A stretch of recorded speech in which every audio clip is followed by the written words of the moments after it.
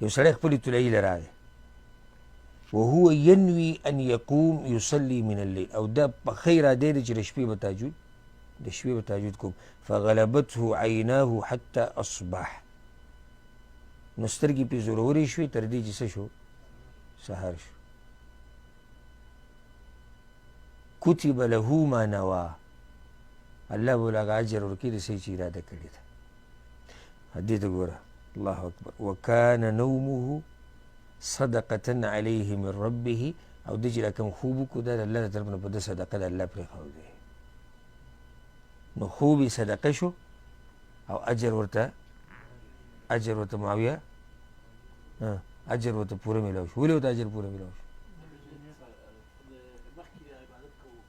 مخکې عبادت کوو خو دې حدیث کې ورسره څه راغلي